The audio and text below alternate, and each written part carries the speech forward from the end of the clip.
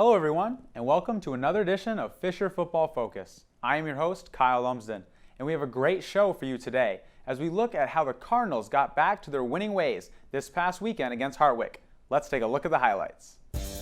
Fisher's running back Tony Fusco would take this handoff, shake a tackle, and break it outside as he runs into the end zone, giving Fisher an early 7-0 lead. Now on to the second quarter where quarterback Tyler Fenty would find a wide-open Mike Colicchio for this 47-yard touchdown reception. Later in the quarter, Fenty drops back and finds running back James Chambers out of the backfield and dives into the end zone for the score. This gave Fisher a commanding 28-0 lead at the half. And second half of play was still all Fisher, as Fusco here again would score his second touchdown of the day. The Cardinals would lose a shutout with 6:49 to play in the game, as John Garcia finds Tanner Williams, who makes a tough catch coming across the middle, but into the end zone for the touchdown. But it wasn't enough to catch the Cardinals, as they went on to win by a score of 42-13. Fenty had a nice day through the air, totaling 280 yards, throwing for 2 touchdowns, while Fusco led the way on the ground, rushing for 69 yards and 2 TDs. Mike Colicchio led the air attack with 6 receptions for 82 yards and a score. Coming up next on Fisher Football Focus, we have Nathan DeGolian and Brandon Fuentes in the studio, so don't go away. G-morning, sunshine. Wakey, wakey. Text me. Are your parents home later? We can hang. LUV love you. JK. Holla back. Holla back. Holla back. Are you with your friends? That's lame. We're in a huge fight right now. XO. What'd you dream about? Something I did? Are you on your way to the I'm mall? lonely. Nude pics. Send me some. Text me. Welcome to the show, guys. Thank you for having us. Impressive victory. You guys won this past weekend against Hartwick, 42-13. But you were coming off a tough loss to Salisbury at home in that alumni weekend game. What was your mentality last week at practice leading up to the Hartwick game? Well, you can't really change your mentality going into any game. You have to keep the same mentality, the same that we had for Salisbury. Coming in, you got to focus up for each game, take it one game at a time. And it's that moment when you start looking ahead in past teams is when you lose. And Hartwick was just as big as at Salisbury, knowing that we have one loss now. We can't lose again if we want to get to where we want to go this season. Right. What about you, Nathan? Coach Vaz said it best. Can't really take it for granted what we have. We want to forget about it. Either way, win or lose, we got to go to work the next week, right. And that's what we did. I mean, it's in the back of our minds, but we can't really think about it. It's just fuel to the fire. Just know that our backs are up against the wall the rest of the season. Yeah. And Brandon, here you had a shutout on the defensive side of the ball. With 4 minutes left in the fourth quarter till Hartwick finally scored. What made your defense so good that game? It sounds cliche, but just coming in to practice each and every day, reading your keys, practicing so that when you get in the game and you see the formations they like to come out in, certain plays that they like to run, then actually coming out and executing. And I think we did a good job of that. And on the offensive side of the ball, you guys had over 434 yards of total offense. What makes you guys so explosive? It all starts up front with our linemen. Once they start moving people around, it makes our life a lot easier. Right. Coach Kramer's too. We changed some things up this week. First and second down, we looked to throw the ball a little bit more, kind of put ourselves in better situations on third down. So once we're effective with what we do, it makes everyone's life a whole lot easier. Why did you, make that adjustment to do more passing in the first few downs? Coming off the loss, it was an eye-opener to the coaches and the players of different things that we could do. And Coach Kramer attacked it, and we put some new stuff in the offense this week to kind of help put ourselves in better situations, and it ended up being beneficial. It's definitely making adjustments, looking at the game film, and taking what you can know from week to week and constantly improving. Mm-hmm. So I guess, talking about the defensive side of the ball, what can you guys take away from that game that you guys did really well? Just flying around and hustling. That's one thing that Coach Fox preaches, and all the coach preaches every day, is that the one thing you can't teach is hustle. You have to go out and work every single day, every single play, and just fly around and know that you got to have the mentality that you're the best one on the field, best team on the field, and go out and play each play like that. What about offensively? I mean, you guys had both a well-rounded game. Scoring. You were held in check. You've had an explosive season so far. They've done a really good job of getting you the ball. what I guess offensive line. You guys are running the ball well. You just keep on rolling. Well, that's the thing that's good about our offense. We have so many weapons that we can use. Each day, someone else is gonna succeed. Whether it's passing the ball, receiving the ball, rushing the ball, blocking, it's top to bottom. I think we have a very explosive offense. Yeah. And one day I'm gonna have 2 touchdowns. One day Mike's gonna have 2 touchdowns. One day none of us are gonna have any catches, and the running backs will have 400 yards rushing. So that's nice. We can kind of keep defenses on edge, and we can use it to our benefit to come out and kind of surprise teams. Yeah, and when you have so many weapons offensively, it's hard for a defense to focus in on one player. They want to shut a wide receiver down, and we'll throw to another wide receiver. You want to stop the running game? Well, we'll do it through the air. So you guys have a well-balanced attack, and give credit to your defense, I guess, for setting you guys up in great field position. Looking at expectations into Utica, you guys are 4-1. Another Empire 8 matchup. This one's on the road. What are your expectations heading into this road matchup? Gonna be another tough game, another E8 conference game. They have some great athletes, great weapons, but we just gotta be within ourselves and come out and fight each play. Everything that coach preaches: get in, watch film, come out ready to go. Do you enjoy, I guess, the behind the scenes? I guess that most people don't really know is what you guys do behind the scenes. Do you enjoy the film, the extra homework, the preparation that really goes into it? Absolutely. I mean, it just makes it that much more fun. Get the good camaraderie with the guys, going in and watch film together. Just the whole atmosphere as a whole is great. What do you look for necessarily in the film when you're looking at Utica, looking at their defense? What kind of stands out for you? Well, as a wide receiver, I kind of just look at their secondary, their corners, what their techniques are, and then their safeties, what they do, what they give away in their coverages. And as an offense, Coach Kramer likes to look at what their blitz tendencies are and what we think we can beat them on in certain plays, certain down distances. But I guess it's kind of like studying for a test, if you want to make that analogy. We put all the preparation in before and then come out Saturday and you actually take the test. And when you come out on top, it's a pretty nice feeling. It's a great feeling. Whether you get an A or a win, it's a great feeling either way. So thank you guys for coming on the show today. Thank you for having us. Good luck this weekend. Appreciate it. Coming up next, we have special teams coach Tyler Shear, so don't go away. A great education. Where does it start? It starts at the beginning. What you believe in. At Fisher, our outstanding faculty teach students to think critically, speak powerfully, and write effectively. We continue to help students build lives, create careers, serve the community, all on our beautiful world-class campus. Every strategic decision in life should be this easy. Discover the world within at St. John Fisher College. Coach, welcome to the show. How's it going? It's going well, can't complain. So can you tell myself, as well as viewers out there, what is your job here on the coaching staff here at Fisher? My job, pretty much, I have a lot of titles. First off, I'm the graduate assistant. I'm the running backs coach, special teams coordinator, film coordinator, JV head coach, and offensive coordinator as well. Wow, the jack of all trades, I would say. Then, yeah, I got a lot on my plate at times, but you got to do it. Right. What do you like most, I guess, about those dipping your toes, I guess, in certain jobs? I mean, I like being involved in all aspects of the game: offense, defense, special teams. Offensively, obviously, since I'm the running backs coach, I got a big part there. Special teams, I'm special teams coordinator. Me and Coach Vosberg work together to get that job done. When I'm JV head coach, I got to be aware in all aspects of the game. And I play defense here too. Yeah. What have you learned, I guess, the most about doing all those jobs? Be patient. There's going to be things that go wrong, and you just got to make sure you're there to correct them and help out any way necessary, especially when we're doing film work. I'm sure, as you know, there's always something that's going to go wrong that you got to take care of. So. Yeah, and I guess there's 3 sides of the ball in football. There's the offensive side, the defensive side, as well as the special teams. And most would say that whoever wins that third of the special teams, that part of the game, is going to potentially win that game. Why do you think that's so important? It's all the unseen yardage that is going on in special teams. When you kick off from the 35. If you kick it to the end zone and they only return it to the 15-yard line, that's 15. You'd gained 50 yards of the field that way. Last year, Coach Vaz went through our offense and defense and special teams. He combined offensive and defensive yardage that we accounted for, and special teams was triple the amount of it. It's just yards you don't see in plays. every punt return.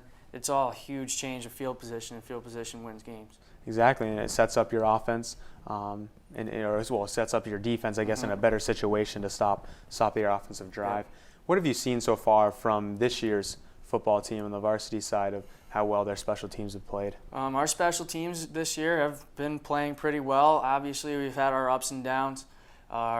Besides the one block punt that we had against Brockport, which is a huge play and you can't let happen, Right. but our punt coverage has been outstanding. Besides that block punt and the 42 yards that Brockport gained on it, we haven't given up a single positive return yard yet. Wow, that's So impressive. if you take that into consideration, we're doing well. Our kickoff coverage has been excellent. We've been getting great kicks. Our coverage has been very good. Kickoff return, we're a block away from breaking one every time, it seems, like the Chambers and Fusco back there. We broke one against Hartwick, but got called back by a penalty. So again, we're getting closer. Punt return, we're getting closer as well. So every time we touch the ball, every time we touch the field, our goal is to have a big play. Make something happen. Make something happen, absolutely. If we can get a 40-yard kick return, that's a huge play. If we can block a punt, or we can get a 25-yard return on a punt return, that's huge. If we can pin them deep on a punt, that's great. A long field is a great thing Right. for defense. And that just changes the momentum and the complexity of the game. Oh, it Just really just- does. It really does.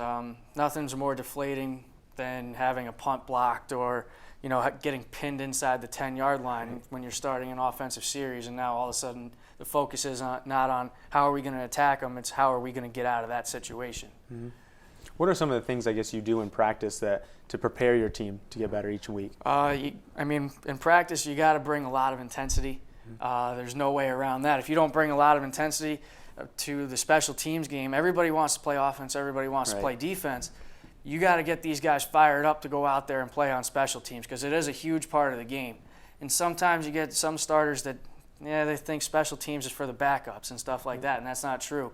We got a lot of starters that play special teams, and some of our key backups that go in certain situations. It's a combination of offense, defense, starters, key reserve guys. So it's getting everybody involved together. Yep. And that's one of the few times that everybody's on the field together in the same spot working together. Mm-hmm. And it's a very good time to get everybody fired up and intense. And if you can bring that intensity from special teams to offense and defense, it only makes it practice that much better in game situations also. That's as well. You bring that that energy and the intensity from practice and into the game. It just sets up your offense or the defense, whichever side of the ball you're looking at. Absolutely. In a better situation to win a ball game. You want to touch base a little bit on the junior varsity team and how they've been doing this year? We've been doing pretty well. We're 2-2 right now. We've had a tough loss to Hobart and a tough loss to Buffalo State, but we've beaten Alfred and Utica. Oh, wow. Our two losses were tough games. We got off to rough starts, but we came back, fought back hard. Some adverse conditions at Buff State and Hobart bringing down a lot of older guys to play against our young guys. But our guys are always out there giving it 110%. They have a tough job.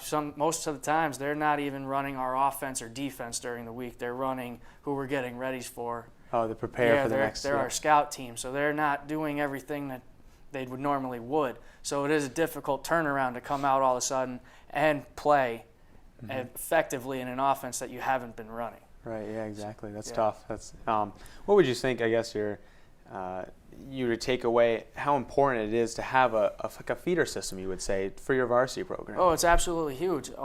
There's very few guys that don't ever see a JV game for us. It's great experience. They get 6 games a year instead of just having practice if they're not playing. We'd like them to have more games. The more games they could play, the better. They get more reps in our offense, more reps in our defense, special teams and stuff like that. More experience at the next level, because coming from high school, you were the top guy, and now all of a sudden you're back at the bottom, and you got to work your way up. And it's not impossible for a young guy to come in and make an impression right away, but it's not very likely. So getting them games and getting them college football games and reps under their feet, it's good for them to grow. Definitely, and it's a big jump from when you go from high school to collegiate football. That's Absolutely. and it's a nice little stepping stone, I guess, to improve and get stronger. Yeah, it is. I would say, what are your expectations, I guess, looking into coming week against Utica? Utica is going to be a tough opponent.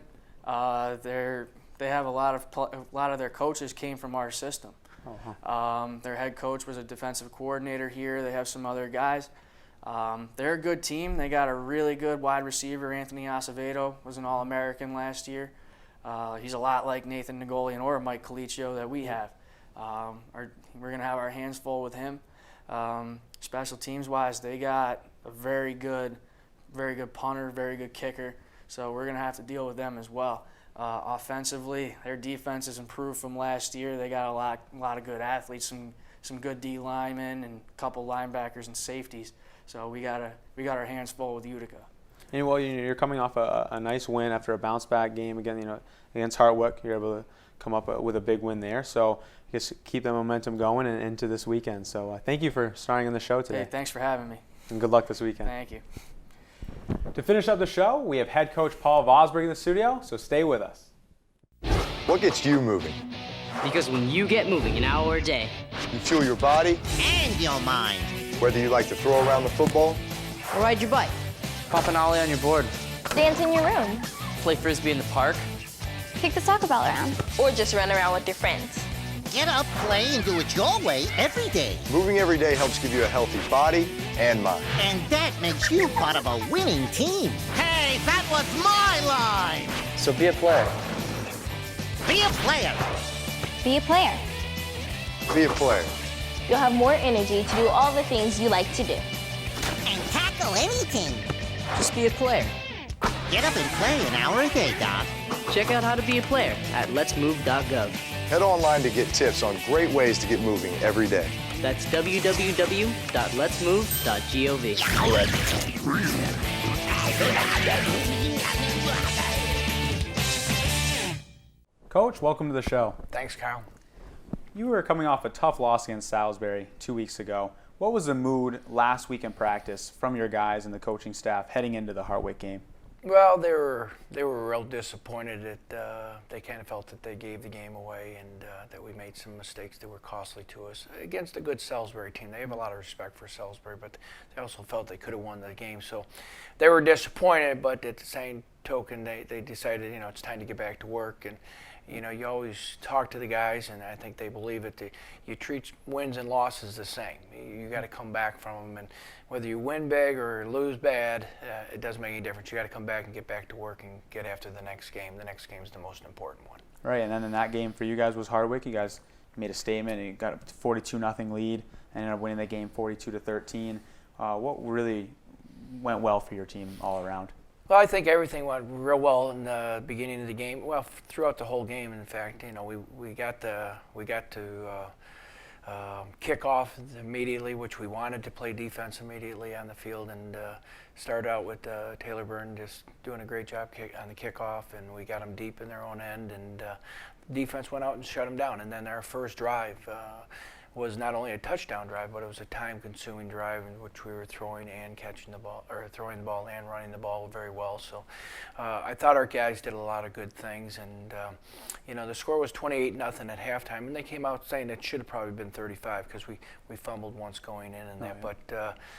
But overall, I just thought we started the game very strong on special teams and on offense and defense. So it was a really good first half, set the tone for the whole game. And earlier in the show, Nathan Nagolian, the wide receiver, talked about how offensively you guys adjusted a little bit more by maybe throwing the first few downs, early in the downs more so than running. Touch base a little bit on why you made that adjustment. Well, we wanted to get them off of us. We've been running the ball pretty hard and so on, but we think our passing game is very good. And if they're going to give us that quick stuff to the outside, and that's what they were giving us, the three-step quick game and so on. And we need to get it to guys like Nathan that need the football, and that'll open up the running game because then they'll soften up a little bit and so on. So we had to take advantage of what they were going to give us, and we kind of saw that in the film that, okay, we can throw the quick game on them and move the ball. And to us, the quick game is just like a running game. It's high percentage, high completions. We should get 5 or 6 yards at least on every crack. Get ourselves into second and short, second and medium, and so on. And then makes it a lot easier to move the football when you do well on first down and get 5 or 6 yards. So. Yeah, exactly. It makes you more successful on those third down. Sure. Rather than going third and long, 3rd and 9, 3rd and 10, it's third and short. It makes it much easier third to and short's convert those first downs. Yeah, exactly. Looking at the defensive side of the ball, you guys held them in check for the whole game. You had a shutout until 7 minutes to go in the fourth quarter. What was rolling for you guys defensively? I think our defense did a great job. First of all, they went out there with the idea that we got to make sure they don't get a running game going. They're traditionally, their strength has always been their passing, but the one thing you worry about is a passing team also getting their running game going. Right. Then they got you between a rock and a hard spot, and our guys went out immediately and got after them. And I think because of last year, the year before, I think we sacked them 11 times the year before. I think they were kind of worried about our pass rush and how we were going to come at them. So I thought that they started out a little bit conservative, wondering how they were going to protect their quarterback and so on. And again, they did have a good running back, too. The running back that they had, number 9, he had rushed for over 300 yards against Morrisville in a single game.